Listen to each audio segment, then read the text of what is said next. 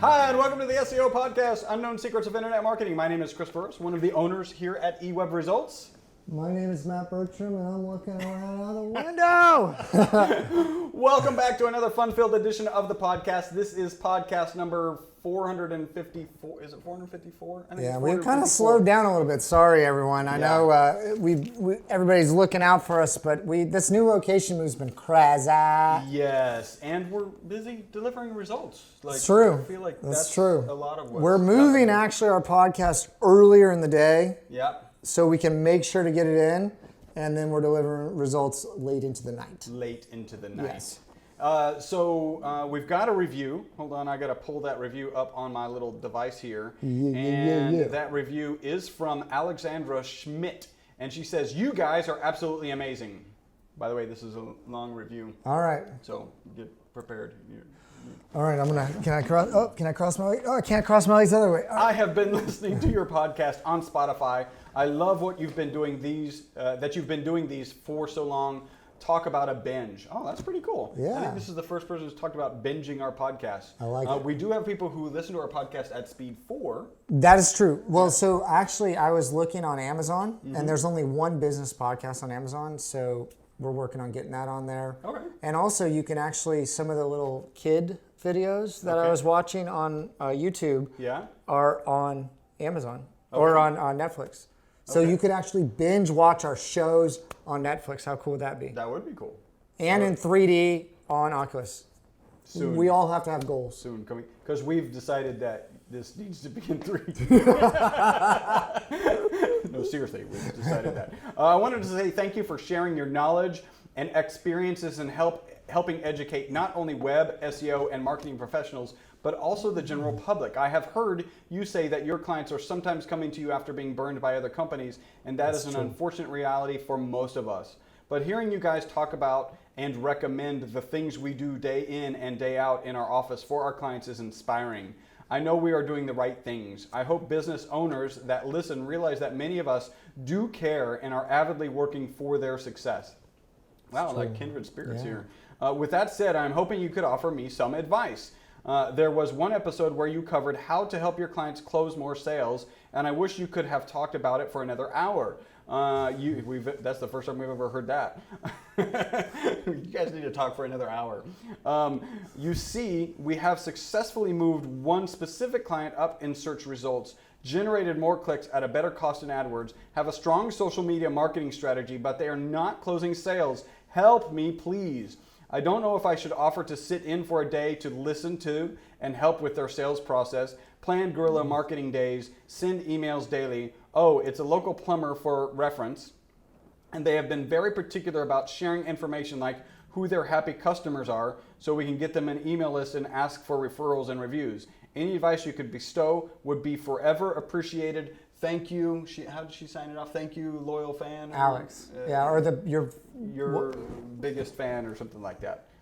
We had to take screenshots. Your newest biggest fan. Newest biggest fan. I like that. Punch in the face to you, Alexandra. It's one of the things that we bump into here pretty regularly. When you start delivering really good results from an internet marketing perspective, you kind of know you're delivering results, right? You know that the click prices come down, you know that their traffic is up, you know that their form submissions are up, you know that their phone calls are up, and sometimes you get that kind of sticky client who's like, I'm not getting any more business, and you kind of do have to go that next step. Well, so a lot of people, it's setting expectations is what I've found, is clients think that their new customers are going to be wrapped up in a bow and set on their doorstep just to open it up, pick it up like an Amazon box. And that the bow is made out of cash. Yeah. I mean, so really on the expectation side on the front end, you got to let them know that we're warming up a cold market and that there's going to be some sales involved to get them over the line. Now, there's things you can do like shooting testimonial videos, getting things on camera that help sell you better, because 84% of people are through their buying funnel before you get on the phone with them, right? So people are 84% through the buying process before they even get on the phone with you. Yeah, so testimonial videos help because people view that as like a third-party reference, that sort of thing. But one of the things we've used a lot is we recommend for clients at a certain size level to implement call tracking, something like CallRail. That's what Yes. we use. Yep. And you can actually see where the leads are coming from. You can tie that into your analytics data. But then you can actually go in and listen to the call, so you don't actually have to go to their location, Yes. sit there, listen to it. You can listen to a couple calls. And we've done that and given advice. And we've provided that feedback to the owners where they're not even understanding how they're answering the phone, and they go in and fix it pretty quick. Yeah. Others, we can provide sales scripts too. Really what we're seeing is there's a merge here of sales and marketing, and those lines are very blurred. Email automation can help support salespeople. Bigger salespeople are using like HubSpot or something like that. You can really go in there and help provide more touch points from a sales standpoint. But if you're really mainly focused on the marketing and they pick up the phone and kind of take over, you really want to understand what that process looks like, because you can automate more of that process online. Yeah. You had a particular dental client who you did a secret shopping on. Yeah. It took them days to actually get. Imagine you call a dentist and it took days to get back to them, and you put some things in place to help that out. So we put in some email automation of form submissions that came through. But what we're seeing is sometimes people are not open every day. Sometimes the front desk is busy. They don't answer the calls. They're not checking, or they're not used to checking maybe the info at whatever your company is, mycompany.com, whatever. And you have to really train them on, when we're generating leads online, it's a different type of lead, and it becomes a little bit different than someone calling to schedule an appointment, because that's what a lot of clients think is, hey, they're just going to call and schedule an appointment. Yeah. Some of them do. Yes. But as you widen the funnel and you go more after a cold market, you've interrupted what they're done. You've warmed up that market, but you got to get them across the line. Yeah. And so just setting that expectations, understanding where they're at, helps you along the way. Hopefully some of those things gave you some suggestions. We are starting to do more training. We have a 50-person training center now, yeah. right? And so we're going to be doing more sessions, recording it, doing webinars, posting online, information products, that sort of thing. And I think that is one that a lot of people struggle with. Yeah. So if you're an agency, how to cross over that line, we can talk more about that. If you want more information than this, feel free to reach out, set up a free consultation. Alex will be happy to kind of talk you through some of the specific examples we do. Alexandra, and you know what I really like about this particular review is that it shows that she's concerned about the right things. Yeah. Right? So look, I'm already delivering value, and okay, so it may just be trying to save the client because the client's going to bail even though she's delivering great results. But you're focused on results. It's really why we changed the company to eWeb Results, because nothing matters except results. Yeah. Well, no, I can tell you that we had a client, okay, and this is, we typically say, hey, 4 to 6 months, we'll get you on the first page. But we doubled a client's traffic in under 45 days, doubled, and this was the right kind of traffic. It wasn't like crazy keywords or anything like that. Client came back to us and said, I don't understand. Yeah. I don't understand what this means. Yeah. And so it was really kind of an eye-opening moment for us of we typically deal with a lot of podcast listeners, but we do get referrals, and not everybody's as educated as us. As our podcast listeners. As the podcast listeners, or thinking about things the way we do. And so it's really, really important to set those expectations of what's going to happen when, what that means, how all this fits together.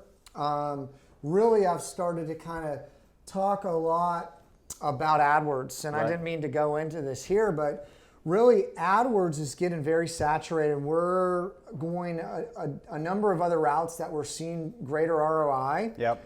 And really, speaking of which, we're going to talk about ROI in the meat of this podcast, but go ahead. Perfect. Yeah. Also, really, a core fundamental strategy is AdWords used to be maybe a silver bullet, and it used to be very affordable. Same thing with Facebook. Now, everything's getting very noisy, and it's very cluttered, and people's attention spans are getting very short. I mean, maybe some people on our podcast listeners, as you were reading through just a testimonial, go, hey, like I'm done. Get it's too into long. it now. It's too Like long. this Yeah, is too yeah. long.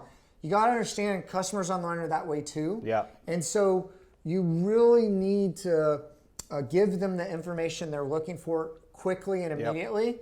And sometimes ads don't deliver that, right? Yep. And so AdWords and ads and Facebook ads are all great things, but the fundamental marketing strategy should be content and then getting that content visible. And then if you want to hook people into your kind of sales funnel, quote unquote, you need to look at it as a comprehensive strategy. Yep. Not just, hey. Not a tactic, right? Yeah. So not a tactic that's like, hey, let's get this ad in front of the right people and hope that it converts, but a strategy was like, okay, once these people come because they saw this interesting ad, what do we do next with that particular marketing strategy? Like, what does that funnel look like? How are we going to steer them through the buying process, through the AIDA process? Yeah, you gotta think about marketing too. Is what you're seeing is like that whole like image of the tip of the iceberg, right? Yeah. And there's a lot of things that are going on underneath it. You know, as we kind of talked about, the email follow-ups, the remarketing, all the things that fall into that funnel need to be happening, and then you get this multiplier effect of this thing or that thing. And so, you know, doubling your traffic is a big deal, and it shows that we know what we're doing and we move the needle. But again, until the clients see leads, right? Yeah, nothing's that's happening. all. Nothing's happening. It all doesn't matter. Yeah. And really, the expectation of, hey, this is a 4 to 6 month minimum process. Yeah. Like this needs to be a strategy, a long-term plan, finding the right partners. But nothing's going to happen in 30 days. And if someone's coming to you that they've spent a bunch of money with another agency, they've been burned, they have a little bit of cash, and they're like, hey, we had a client, literally, $10,000. Thank you, Alexander, for getting us off. I'm on like a soapbox here. $10,000, no, $100,000 they spent. They have multiple locations. They have e-commerce store. They've hired somebody by the name, I won't give the name, of the e-commerce solutions to build it for them. Jacked up, messed up, frustrated, upset, come to us. And then we're like, hey, yeah, we can help you. We can build this out for you. We can do the marketing, all that. Okay, so can you do it for $4,000? and like, okay, so the pressure of what they've spent and they're out this much, that's all they have to recover. That's all they're going to give us to work with. You know, I really had to take a step back and say, you know, I can work miracles to a degree, but this is a miracle that I don't think the expectations are set properly. Yeah. And, you know, I just want to make sure we're eyes wide open going into this. And like, I'm almost to the point of having someone sign something to realize like what they've really like are investing in or committed to, because they forget that. And so really setting that expectation and kind of consistently managing that expectation. And really, you come to an agency, you know, we can build websites in 30 days if it's just kind of a website transfer. But if you're building a whole e-commerce store with over, I don't know, 10,000 products and then all the product categories and all that, that takes a lot of time. Just doing that to do it right? So you can even it takes a lot of time just to throw it up haphazardly, and then to actually take the time to do it right. All right, so we've got. I don't know where I've gone. Let's go back to data and being a data-driven company and drive by analytics. Let's get into this article. I'm so sorry, Chris. This week has been. So we are as passionate as Alexandra is about delivering results to our clients, and yeah, we get a little frustrated when we know we're delivering results. Learn how to say no too, but a plumber's a great client. Yes. In anybody that's in a service-based business, professional service, great client. Anything that's, you know, B2C is great. You know, we had run ourselves kind of like a short run shop for a while, and we're getting to the level now that, you know, we really are more like a manufacturing line. And so really B2B work and custom work, you know, I have to approve it or Chris has to approve it before we take on clients like that. We do provide great consulting. We provide some info products that we're developing, and we're starting to develop referral partners. Yeah. Okay, so if you're a smaller company out there, maybe you do Squarespace and you want smaller clients, you want clients that you can devote a lot of energy to, and really that may not be the best fit for us. that right? may not. We're starting, because we're getting a little bit bigger and onboarding clients. We're starting to be kind of a little bit bigger of a tanker, or kind of a battleship. I'll call it a battleship. Yeah. We're not so much a speedboat as much anymore.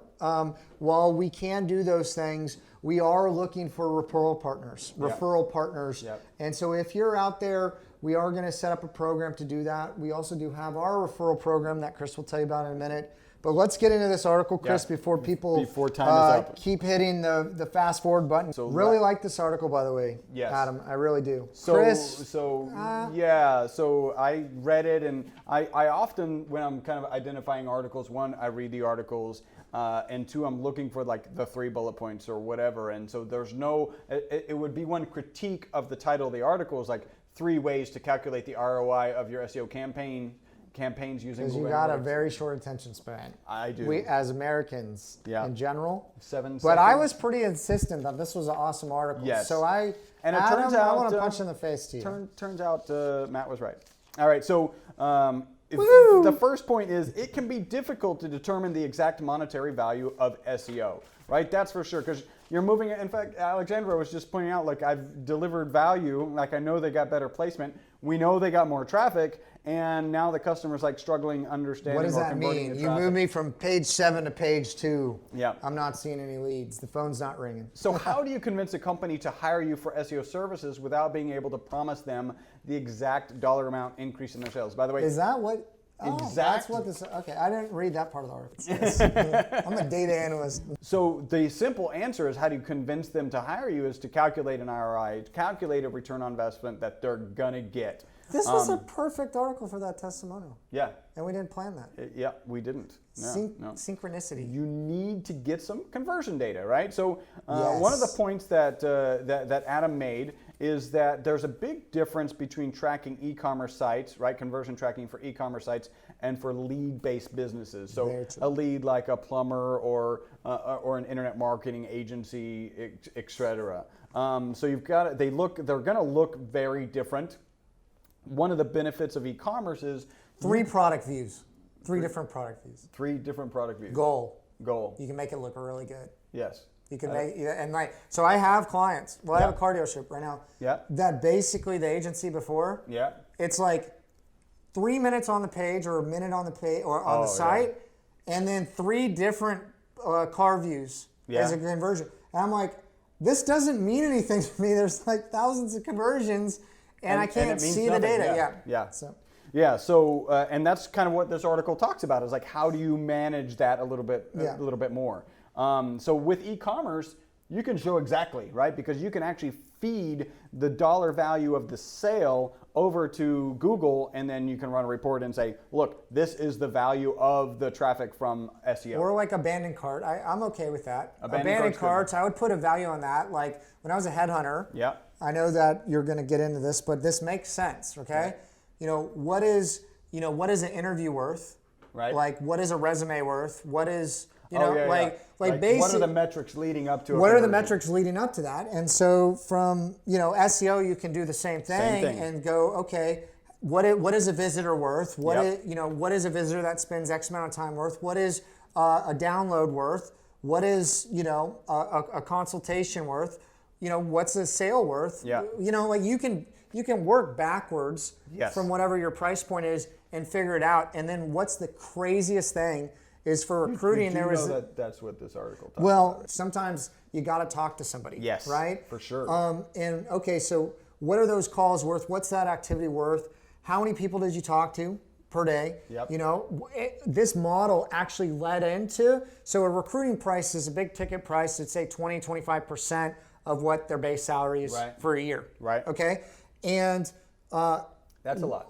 yeah, I mean, I was upstream oil and gas. We did quite well. So the thing is, you had to work backwards, and you either got the piece of cheese or you didn't, because they'd throw it out to a couple different agencies. So you really want to retain search, so it was guaranteed, and you would bill them along the way.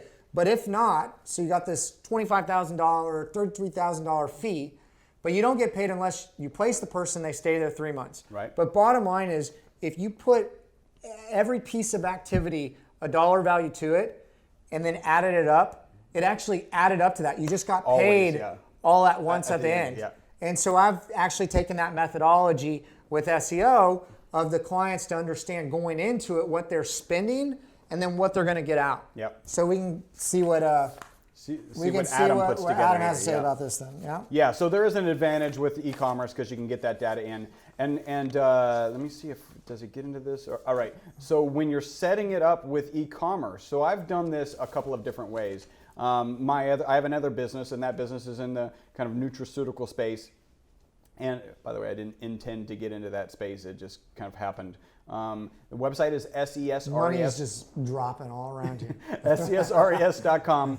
And so that current website is a WooCommerce on WordPress website. Shout out to Cliff High for launching it. Yeah, Cliff High really took off. Had that business take off. So the whole market actually kind of was spawned by some Cliff High, who's a financial Bitcoin guy. So that website was really easy. We did a plugin. WordPress is so easy to work with. It's why we here at eWeb Results use it on an ongoing basis. Prior to that, I was partnered with an e-commerce website, and we had put that website together in .asp, and I actually wrote the specific code that got the e-commerce data into Google Analytics. And so you can do it. It doesn't really matter what platform you are on. You really just have to think about it when the after you make the purchase and you go to the thank you for the purchase page, you've got to have Google Analytics code on there to say, hey, I'm going to collect information, and you got to make sure that the dollar value of that sale gets to that Google Analytics code. It's not rocket science, but you need some. Can I just throw in one pro tip? You're the e-commerce guru, but I'm going to throw in just one pro tip. Let me set up for this. All I'm right. a guru. Yeah. All right. So Google's recently changed this. If you have products that you're selling online, you need to enable leaving a product review. Yes. Because you could not, some of your product pages could not might not be, that's the word I'm looking for, be indexed by Google. Okay? So we recently brought on another e-commerce company. They weren't getting a lot of traffic. We were doing an audit. I was like, all your pages aren't getting indexed. Yeah. And all we had to do is flip a little switch and boom, we're off and running now, right? Yeah. So there's other things there too. But that's just a little pro tip I want to throw in there with e-commerce. Also, Google's constantly changing. There's a lot of stuff going on with the maps. I mean, that's why we podcast. That's why hopefully you're watching podcasts is things are constantly changing. You got to stay on your toes. Yes, so absolutely. Right, so pretty easy with e-commerce and you get really accurate tracking. When it's a lead-based business, you've got some thinking to do, right? You got to figure out what actions the client wants them to take. And then the buyer's journey. Exactly like Matt was talking about. How do you back into? So in his case, it was what are the activities that led to a placement, right? In this case, you're like, what are the activities that lead to a sale, lead to revenue? Yes. And you can back into this really easy and just say, okay, so we know that say 10 form submissions becomes a customer, or 3 phone calls become a customer. And if you're using call rail or any sort of call tracking that ties into Google and tells you where the traffic came from, then you should be able to identify the forms and the phone calls that came from organic traffic and at what percentage of those convert. So what's really interesting is, sorry to all you clients out there, but every time I've asked a client, how many calls do they convert? Yeah, what's the conversion rate? Yeah. What's the conversion? They're like 1 out of 3. Yeah. Like max 1 out of 10. Nobody as a business owner. Is that their answer? That's their. They believe that out of every phone call that comes in, typically, this is what I've found. Right. 1 out of 3 is kind of a lot of the answer I get, or 1 out of 10. But when I start going, is it 1 out of 10, 1 out of 20, 1 out of 30? That doesn't convert? Or whoa, no, they believe that 1 out of 3 people, from a lead-based standpoint, will convert, that they convert that. And also, a lot of them believe their biggest source of business is referrals. Right. So these are like myths out there. Yeah. And when I look at the data, there's very few businesses that even 1 out of 10 convert. Yeah. So when you're running the numbers less for than 10%. clients, It's less or more? it's more. More, a lot more. It's significantly more. Yeah. So the reality, oh, well, that doesn't count. What they mean is good leads. Right. Okay? Not all leads. Right. Good leads. But I don't know. I'm on a little like soapbox right now. But really the data doesn't lie. And it's really good to have the data and look at the data and then make decisions about that. And really what we've done with the number of clients is if there's no visibility, say, hey, we need to let this run for a month. Maybe we throw, some heat maps on the website and let's just see what happens to get some data, because you're asking me to commit to a certain number of sales based on the marketing. And, we can almost do that, but I know a lot of clients go, well, if I spend this, I want this. I want it to be an A to B kind of connection line. Right. And sometimes it's tough. The only way to be able to do that is base data based on past data, base future projections. Pre and post data. Yeah, that's the only way. So Yeah. you gotta have good data in to get good data out. So usually like step one, a client comes in and we need to build out a website. We take their old or existing website and get analytics if they don't have it on there, or get fresh analytics if they aren't going to have access to it moving forward, and so that we've got a pre and a post situation where we can actually look at the we take a ROI. snapshot of where they're at and then where they're going to go, and really try to explain what they're going to get on that journey. Yep. Right? So he talks in about how do you identify the value of, say, a form submission. He says, for example, if you have 25 customers and they each spend $500, then you make $12,500. Divide that total by your original 100 leads. So let's say it came out of 100 leads, and you could determine that each lead is worth, on average, $125. And so then you could say, hey, when a form submission happens, that's worth $125. When a phone call happens, that's worth $125. And there's a way in Google and Google Analytics to assign the value of $125 to those particular activities. By the way, punch in the face to those of you on YouTube or checking us out. And that's a positive thing for you that haven't seen it? Yes, punch in the face. Because if he punches me in the face right now, it's a good thing.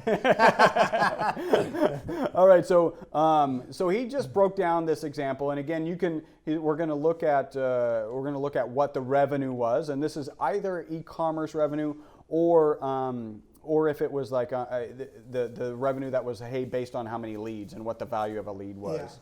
Yeah. If your revenue from organic traffic is $100,000 in a month, and you paid an SEO company $20,000 to do keyword research, publish new content during the same time frame, I like how he breaks SEO down into two unbelievably simple things: keyword research and publishing new content, because there's a lot more, then your ROI would be $80,000. Now, that's absolutely true, right? So ROI, return on investment. You invested $20,000, the SEO... He said other search engine related SEO things. Yeah. Come on. Yeah. I mean, you can't say it all in the article. Yeah.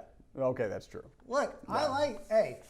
I like this guy. You're knocking on that. I'm not. Yeah, go into the next now part. Let me knock on him. So I take a little bit of an exception with him calling $80,000 the ROI, because at the end of the day, and we just take it one step further where, okay, yes, that's $80,000 of revenue, but what's the actual profit from that $80,000? If you say have a 50% margin, then it's $40,000. You should do it. If you've got a 25% margin, right, then you're at $20,000. It's a break-even situation, and hopefully you're taking into account lifetime value of the customer, right? So as an example, we mentioned the dentist customer earlier who we had to build out these email campaigns because they weren't following up on the leads that we were driving to them fast enough. A typical dental client... 48 leads didn't convert on Facebook ads. 48 leads. And that was in like 2 weeks. And it was our fault. And I promise you, they were not deceptive ads. We weren't like advertising... It was teeth whitening. Like kitten videos, and then they turn around and we're trying to sell them dental service. That was not happening. So, but a typical dental client, lifetime value of a client, and this is an industry standard, is $10,000 per customer. So each customer that we can get a dentist is worth $10,000. That's the real number that you should be using when you're talking about an ROI. Well, eventually, was that over a 30-year period or a 10-year period or something? That was lifetime value. So what's the lifetime? 30 years? It depends on the. Then divide that number if by they're 30. 80, You can break this down to beans. What it really is so for the lifetime of that customer for that dental practice, whatever that means. But what if they need the money right now? Well, then, right? so you have a cash flow issue. So you've got cash flow versus lifetime value, right? And so there are two things you got to take into account. Yeah, no, for sure. But I do like, Chris, that's one thing that we do really well as a company is take everything to that kind of next level and really break it down. I see where he's going. You can see it's this not in inaccurate. SEO. I'm not trying to knock him. It's not inaccurate. No, keep on. Yeah. This is good. This is good stuff. Yeah. So really, that's it. He goes on to calculate the ROI percentage, which is just a little bit of a calculation, like how do you get the percentage? I mean, calculate the next part. It's talking about social media channels. Calculate your ROI. Hey, on this is an exercise. Social media. This is an exercise we're going to ask you to do. Yeah. You're doing organic social. Maybe you are. Maybe you aren't. You're probably paying a lot of money to somebody for that. I want you to calculate the ROI on your, not your paid, right? Because we do paid and highly recommend it. Calculate your ROI on your organic Facebook efforts. Yeah. How many dollars do you spend on labor, or maybe it's outsourced or whatever? Yeah. And then how many dollars does that turn into? Yeah. And share it with us. Like send us an email, podcast@ewebresults.com, and we'd love to get your feedback on that. Well, so there's an attribution model that's hard to identify. Yeah. I can tell you the algorithm change last March is what crushed it for me. Right. I completely abandoned it, Facebook organic, and really I am generating off my own personal LinkedIn, which I haven't really gotten into the automation yet because it's just too busy. I need to actually hire someone to do it. But content calendar, throwing out content, generating 250,000 views on my LinkedIn. I've getting about a call every other week. Yeah. Of people that find it and then schedule an appointment with me. Yeah. I had one yesterday. Yeah. I forget about it and I'm like, how did you find us? Oh, and my LinkedIn efforts. My LinkedIn efforts, right? Yeah. So really look at the ROI. One of those did convert. Actually, one of those converted. I've been doing it for about 6 months. Yeah.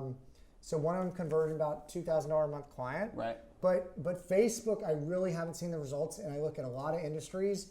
And not knocking all you people that just do social media agencies out there, you really need to move into more influencer marketing. I'm not a big fan of Facebook organic advertising, and I know a lot of people are spending money on it. So yeah, a lot of people.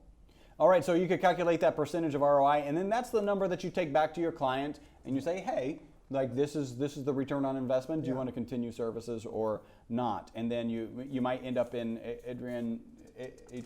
What was her name? Alex.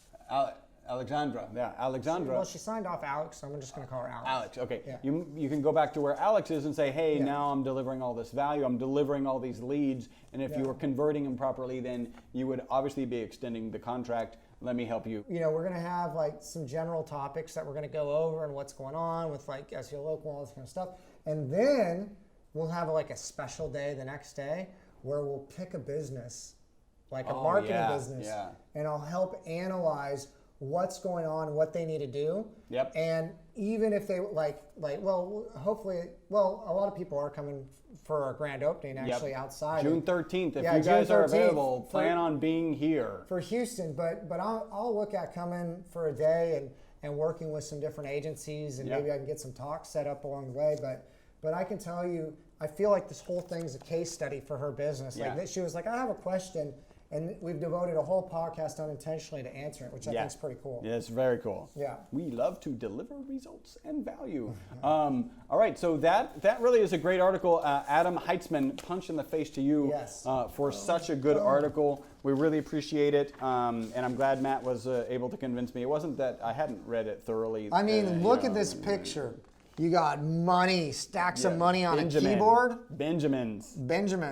What if his name was Benjamin? Yeah. Benjamin Heights.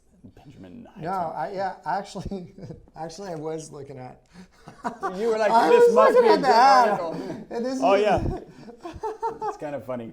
All right, so that's the meat of our podcast. We've skipped a little bit of the potatoes of our podcast just because Matt went on a rant. there. It was. I feel like it was valuable. That I would have cut you off. Hopefully. I would have been like, you're scaring the podcast listeners. Take it down a notch. So if you like this podcast, we're going to ask you to do something. You're going to do something simple. Yeah. Go ahead and share this podcast. I don't know, maybe with 3 people. That you feel would be valuable to them. Because if you share something of value, people appreciate it. You just share it with random people, they're unappreciative. Yeah. That's called irritated.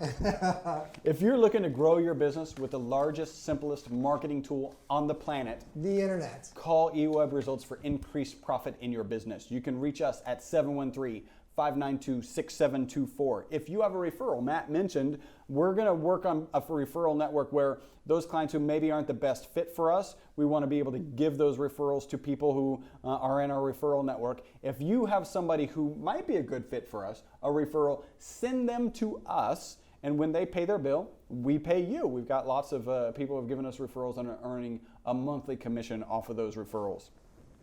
Oh, we have a new address. Oh, thank you, because I'm going to need that address here in just 1 minute. And we were filmed live. Please remember, we were filmed live here at 13105 Northwest Freeway, Houston, Texas, 77040. Houston, H-Town. If you would like video, audio, or a transcript of this podcast. Our suite number, come on. Oh, Suite 500. And 30-35. -35. If you would like video, audio, or a transcript of this podcast, you can get all 3 of those at our website, ewebresults.com. Remember, we have T-shirts. Yeah. Right? Matt's Boom. sporting one Get of that the... pic, the camera on the other angle. One of those You got shirts. it? You got it, Ivan? Boom. Boom. Yeah. No, so this is what I found. So people listen to our podcast on Forex. Okay. And I don't understand how you hear anything. Yeah. Because we've heard it on Forex and we don't understand. Yeah, we don't understand what we said, and we were here for it. Well, the other thing that I'm finding people are doing is because we're full of nonsense sometimes. Yeah, a little bit. Yeah. Yeah. Full of rants sometimes. Yeah, and people don't want that. Yeah. So they get the transcript and they just read it. Okay. And I found that to be the case with like videos. If you're trying to pull something out, the transcription works really well to like get right into it to the and meat. skim it without watching it. But I know a lot of people are driving or working out or whatever. Everybody's trying to multitask. Be safe. Yeah, please be safe. But yeah, thank y'all. We enjoyed it. You have made us the most popular internet marketing podcast on iTunes. So we really soon to be you. Amazon, because we'll be like this. There'll only be 2. So, We'll be one of the 2. Until the next podcast, my name's Chris Burris. My name's Matthew Bertram. Bye for now.